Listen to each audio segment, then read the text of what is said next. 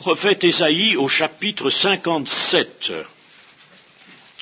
et au verset 14. Je vais vous le lire dans la version en français courant, qui n'est peut-être pas excellente en tout, certes, mais qui, malgré tout, à certains moments, éclaire assez bien.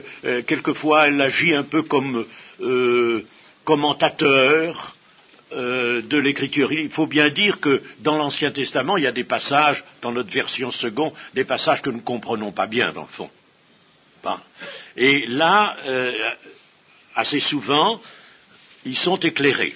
J'ai eu l'occasion de travailler à cette version, non pas en traducteur, ça c'est, il faut de hautes connaissances et une longue préparation pour traduire la Bible. C'est très difficile, traduire vraiment la Bible. Mais j'ai été en relation avec ceux qui ont été les traducteurs, c'est-à-dire avec Christian Dieterle de Grenoble et avec Jean-Marc Babu. Ces deux traducteurs surtout m'envoyaient leurs textes provisoires, c'est-à-dire les traductions qu'ils avaient faites, et j'étais chargé de lire ces traductions et de leur adresser ensuite des observations. Ils en ont fait ce qu'ils ont voulu, n'est-ce pas? Christian Dieterle m'a jamais dit ce qu'elle en avait fait, mais Jean-Marc Babu m'a écrit à la suite une très bonne lettre en me disant qu'il avait retenu un certain nombre de mes suggestions. C'est déjà ça, n'est-ce pas? Et puis, enfin, qu'il était très content que je lui ai fait toutes ces observations. Bon. Alors, donc, je sais, et je recevais aussi un périodique pour aider tous ceux qui devaient œuvrer à un titre ou à l'autre à l'élaboration de cette traduction. Je recevais un périodique qui a été aussi extrêmement intéressant au sujet de ce travail de la traduction de la Bible à partir des textes originaux et pour la mettre en français actuel. Alors, je connais certains passages particulièrement bons, heureux de cette traduction. Je n'utilise pas tout, mais j'utilise certains passages. Et là, je vais vous lire dans Ésaïe 57 au verset 14. Ésaïe 57 au verset 14. Le Seigneur avait dit, « Préparez le chemin, dépêchez-vous, ouvrez la voie, enlevez les obstacles devant les pas de mon peuple. Or voici ce que déclare celui qui est plus haut que tout, dont la demeure est éternelle et dont le nom est saint. Moi, le Dieu saint, j'habite là-haut, mais je suis avec les hommes qui se trouvent accablés et ont l'esprit d'humilité, pour rendre la vie aux humiliés, pour rendre la vie aux accablés. Car ce n'est pas sans fin que je fais des reproches, ou que je reste irrité. Sinon, tous ceux que j'ai créés perdraient le souffle de la vie. Les torts d'Israël m'ont irrité un instant. Dans ma colère, je l'ai frappé. Je ne voulais plus le voir. Mais il est resté infidèle. Il n'en a fait qu'à sa tête. Je connais bien sa conduite. Or voici ce que sera ma revanche. Je le guérirai. Je le guiderai. Je le réconforterai. Quant à ceux qui portaient le deuil, je mettrai sur leurs lèvres des exclamations de joie. Salut, salut pour tous, au plus lointain comme au plus proche, dit le Seigneur. Oui, je guérirai mon peuple. Mais les gens sans foi ni loi sont comme la mer agitée, incapables de se calmer, et dont les eaux rejettent toutes sortes de saletés. Le salut, a dit mon Dieu, n'est pas pour les gens sans foi ni loi. Amen. Ce passage est merveilleux parce que il y a là comme une confidence de Dieu, voyez-vous, comme une confidence. Et Dieu nous dit ceci, c'est une confidence, vraiment. Enfin, le Dieu s'approche, Dieu très haut s'approche de nous et nous parle. Et vous savez, comme la parole est éternelle, nous pouvons considérer que c'est maintenant, à cet instant, là où nous sommes ici, là, au Mas de Sumène, n'est-ce pas, dans cette salle, en réunion de séminaire, c'est là que Dieu nous parle. La parole est éternelle, elle a cette haute puissance de pouvoir être de tous les moments, de tous les instants, pourvu que le Saint-Esprit nous l'applique. Alors je crois que le Saint-Esprit nous applique cette confidence de Dieu maintenant. J'habite là-haut, nous dit le Seigneur. Je suis très haut, très haut. Si vous considérez, vous me considérez, n'est-ce pas, comme Paul le dit, Dieu habite une lumière inaccessible. Il y a des espaces, certainement. La notion d'espace n'est pas à rejeter. Il y a des espaces. J'habite là-haut. Mais, toutefois, je suis avec les hommes. Je suis pas absent. C'est pas parce que je suis là-haut, très haut, que je suis absent. Je suis là. Je suis avec les hommes. Hein? Et comme nous le disions tout à l'heure, rappelions la parole du Seigneur Jésus, quand 2 ou 3 sont assemblés en mon nom, je suis là, au milieu d'eux. Je suis là. Je suis présent. Chers amis, est-ce que nous saluons du fond de nos cœurs la présence du Seigneur? Quelques-uns l'ont exprimé dans leur prière, la présence du Seigneur. C'est magnifique, ça ne suffit pas de le dire. Ce que disent nos bouches, c'est bien, mais ça ne suffit pas. Ça ne suffit pas. Il faut le ressentir, il faut que ça descende, il faut que nous soyons vraiment transportés par ça. Le Seigneur lui-même, quand il sera sur la terre, aura des transports d'allégresse, nous dit le prophète Sophonie. Des transports. Soyons transportés. Je suis donc avec les hommes. Lesquels? Pas les hommes orgueilleux, bien sûr. Le Seigneur ne peut pas être avec eux, n'est-ce pas? Pas les hommes prétentieux, hein?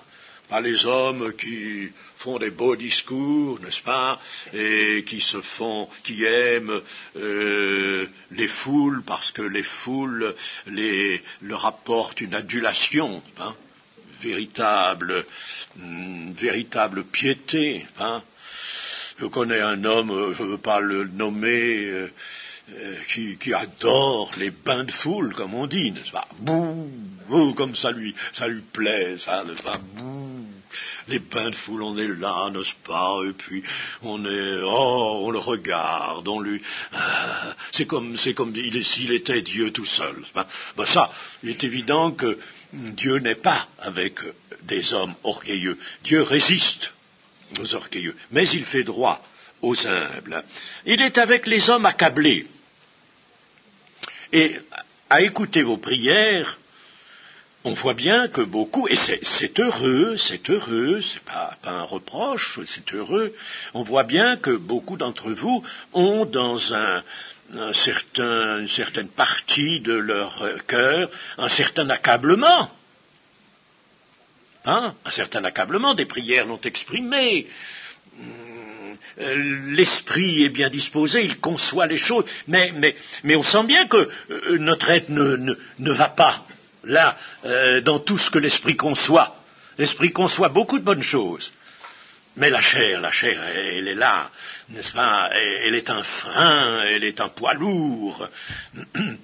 Alors, il y a un certain accablement pour chacun, selon son expérience, plus ou moins grand maintenant, n'est-ce pas? Mais cet accablement, ne le redoutons pas. Vous avez raison, vous êtes bien inspiré dans les prières de le faire connaître à Dieu, cet accablement. Le Seigneur est donc avec ceux qui se sont accablés et qui ont l'esprit d'humilité, qui sont des humbles. Des humbles. Et alors, que fait le Seigneur? Il rend la vie aux humiliés. Il rend la vie. C'est-à-dire que, n'est-ce pas, que dans notre accablement, quand nous ressentons notre insuffisance, notre arrièrement, si je puis dire, pas seulement en arrière, trop en arrière et pas en avant. Eh bien, quand nous ressentons ça, alors le Seigneur est là pour nous rendre la vie. Nous avons plusieurs passages dans les Écritures qui nous montrent ça. Le Seigneur nous rend la vie, parce que la vie, en quelque sorte, la vie nouvelle, c'est freiné, c'est ralenti en nous, et le Seigneur va la remettre en mouvement. Va remettre cette vie en marche. Il va redonner du ressort à cette vie. Lui seul le peut. Il a des sources de vie. Il va donner du ressort à cette vie. Alors, rendre la vie aux accablés. Ce n'est pas sans fin que je fais des reproches. Vous voyez la confidence du Seigneur. Bien sûr, je suis bien obligé de vous faire des reproches. Et je vous en fais beaucoup par votre conscience. Hein? Oui, bien sûr, si je puis m'exprimer ainsi, n'est-ce pas, c'est bien la fonction de Dieu de faire des reproches. Qui pourrait les faire d'une façon valable, sinon Dieu? Lui, il est le législateur et il est celui qui peut juger. Il sonde les cœurs et les reins. Par conséquent, il fait des reproches. Merci Seigneur. Parce que s'il ne nous faisait pas des reproches, c'est qu'il nous abandonnerait. Alors il nous fait des reproches, n'est-ce pas?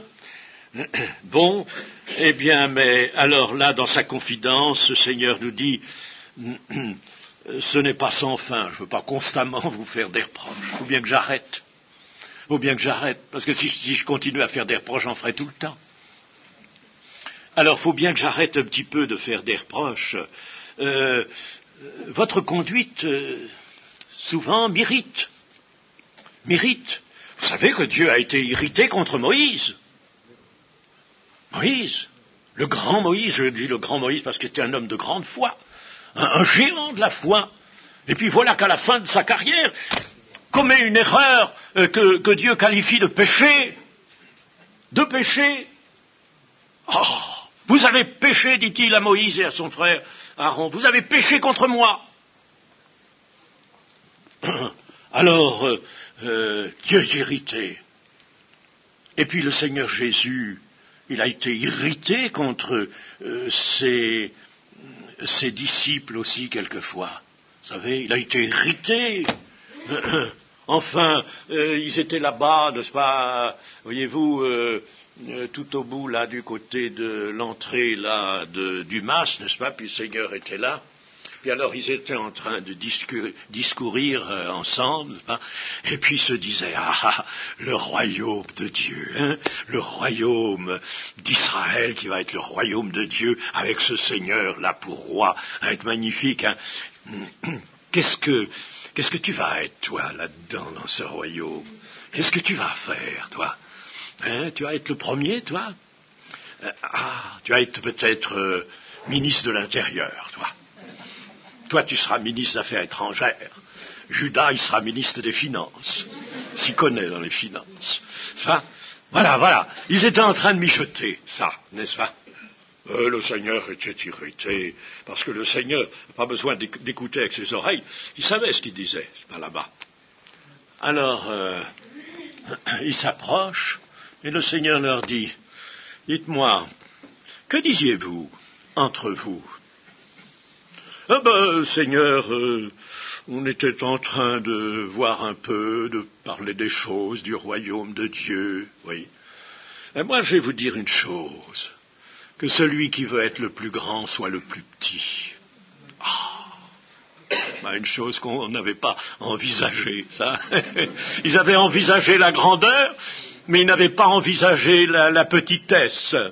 Être le plus petit, voilà ce que leur dit le Seigneur. Ils voulaient déjà se partager les places dans le royaume de Dieu. Ils avaient déjà leur plan. Jacques était à la droite du Seigneur et Jean, son frère, à la gauche. Puis les autres, ils prenaient les places suivantes. Ils avaient déjà arrangé ça. Ils s'étaient arrangés. Seulement, ils avaient oublié une seule chose qu'ils avaient oublié, c'est qu'avant de se partager les places dans le royaume de Dieu, il fallait y entrer. Alors le Seigneur leur dit ceci: si vous ne vous convertissez, vous n'entrerez pas dans le royaume de Dieu. C'est pas la peine que vous essayiez, n'est-ce pas, de vous attribuer les places, vous n'y entrerez pas. Parce que vous n'êtes pas vraiment convertis. Votre esprit, votre cœur n'est pas converti. Pour dire des choses comme ça, pour supputer des choses pareilles, pour avoir de telles pensées, vous n'êtes pas convertis. Vous voyez que le Seigneur a raison d'être irrité, n'est-ce pas? Et à bien d'autres occasions, Jésus a été irrité. Mais ici, dans sa confidence, le Seigneur nous dit: Israël, les torts d'Israël m'ont irrité. Un instant, dans ma colère, je l'ai frappé. Et aujourd'hui, dans la colère aussi, dans sa colère, parce que quelquefois nous irritons jusqu'à provoquer la colère de Dieu. Oui, ça ne veut pas dire qu'il nous rejette, mais nous provoquons la colère de Dieu. Mais dans sa colère, alors là, n'est-ce pas, Dieu nous frappe, il nous châtie. Nous avons oublié qu'il y a des châtiments temporels maintenant. Il y en a. On n'aime pas ça, mais je l'ai prêché dans l'étude de l'Épître aux Hébreux. Il y a des châtiments actuels, et les châtiments actuels ont pour but de nous épargner le grand châtiment qui nous exclurait à tout jamais du royaume de Dieu. C'est pour ça que le Seigneur nous châtie maintenant, comme un père châtie ses fils. Mais ça, on n'en veut pas dans l'Église. Oh, ça, c'est extraordinaire. Ce qui nous manque aujourd'hui dans nos assemblées. Vraiment, quand on en fait l'inventaire, n'est-ce pas? Eh bien, on est vraiment indisposé. Comment se fait-il que nous excluions de la parole de Dieu des choses importantes, essentielles comme celle-là? On n'aime pas ça, on ne veut pas. Parce que le monde, lui, ne veut pas qu'on parle de châtiment. Il ne veut pas qu'on parle de péché, le monde. Alors maintenant, dans l'Église, on se tait. On a même fait un catéchisme où il n'y a plus le mot péché. Oh, cette imitation du monde aujourd'hui, cette emprise du monde sur l'Église. Chers amis, je pense que j'aurai encore des choses à vous dire à ce sujet-là. Parce que c'est tellement important. Tellement important, il faut que nous réagissions contre ça. Le monde entrant dans l'Église, mais c'est la perdition qui vient. Alors le Seigneur, dans sa colère, nous a frappés. Mais il nous dit cela, vous savez, Israël, c'était à ce point que je ne voulais plus le voir. Je ne pouvais plus le voir. Je ne voulais plus le voir. Il est resté infidèle. Il n'en a fait qu'à sa tête. Il n'en a fait qu'à sa tête. Mais aujourd'hui, dans l'Église encore, nous n'en faisons qu'à notre tête.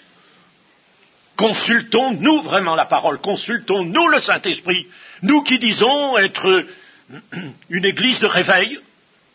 Est-ce que nous consultons le Saint-Esprit? Nous en faisons à notre tête. Bon. Et le Seigneur le voit, ça. Je connais bien ta conduite, nous dit-il. Or, voici ce que sera ma revanche, voici ce que je vais faire. Voici ce que je vais faire, écoute bien. C'est une confidence, je le répète. Eh bien, au lieu de te frapper, au lieu de te faire sentir ma colère, je te guérirai. Je vais te guérir. Tu as besoin d'être guéri. Quelqu'un l'a dit dans sa prière ce matin. Je vais demander à Dieu de guérir. Il ne s'agit pas du corps seulement. Il s'agit de guérir toute notre personne. De guérir l'âme. Elle a besoin d'être guérie. L'esprit a besoin peut-être aussi d'être guéri, d'être réveillé, lui, l'esprit. Alors je te guérirai, je le guérirai, je le réconforterai. Voilà l'amour de Dieu. L'amour frappe, est obligé de frapper, mais à d'autres moments, Dieu dit, je ne peux pas toujours les frapper, je ne peux pas toujours m'irriter, je ne vais pas toujours les gourmander. Ce sont des enfants. Ce sont des enfants. Ce sont mes enfants. J'ai voulu qu'ils soient mes enfants. Bon, alors je vais les guérir. Je vais les guérir quand même. Mais il faut qu'ils apprennent quand même à marcher. Je vais les guérir. Je les réconforterai. Quant à ceux qui portaient le deuil, je mettrai sur leurs lèvres des exclamations de joie. C'est ce que nous voyons aussi dans le temps de prière, n'est-ce pas, quand nous sommes amenés à nous humilier, à confesser notre péché, nos erreurs, notre insuffisance. Bon, et puis après, n'est-ce pas, le Saint-Esprit tourne notre prière en louange. Je mettrai sur leurs lèvres des exclamations de joie. Il ne faut pas avoir peur de la parole, n'est-ce pas? Et des prières quelquefois un peu fortes. Moi, j'ai pas peur des prières fortes. Il est même dit dans l'Ancien Testament que les Israélites criaient à Dieu. Eh bien, crions à Dieu, nous aussi, si le Saint-Esprit nous y pousse. Salut, salut pour tous. Voilà ce que veut le Seigneur. Je guérirai mon peuple. Et pour finir, je voudrais vous faire remarquer une chose qui est très apparente dans cette confidence. Je disais que le Seigneur qui demeure très haut, au sein d'une lumière inaccessible, et il demeure dans sa sainteté. Il est là dans sa sainteté. On ne peut pas approcher, pas plus qu'on peut approcher le globe solaire. C'est le Seigneur dans sa sainteté. C'est redoutable la sainteté. Pourtant, nous sommes appelés dans peu de temps à revêtir toute la sainteté de Dieu. Et à ce moment-là, nous le verrons face à face. Nous pourrons le voir face à face. Mais là, dans l'instant présent, le Seigneur nous dit, eh bien, oui, c'est vrai, je suis loin, mais tout de même, je viens vers ceux qui ont l'esprit d'humilité, je viens vers les humiliés. Et ceux qui ont l'esprit d'humilité, dans la version seconde, c'est le cœur contrit.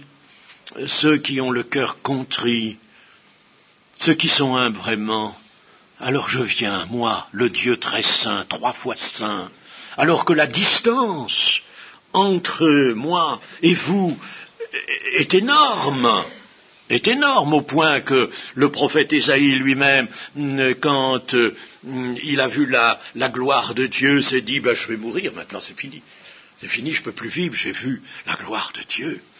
Bon, alors le Seigneur dit, oui, mais je peux venir quand il y a l'humilité dans les cœurs, et quand il y a vraiment l'humilité et ce sentiment de contrition, alors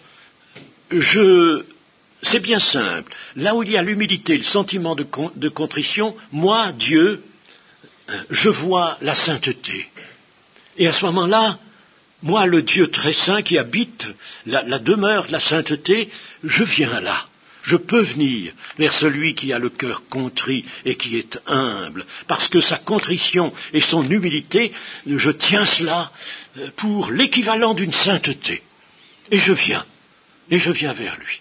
Oh, quelle chose magnifique! Est-ce que nous comprenons ces choses merveilleuses que Dieu nous dit, chers amis?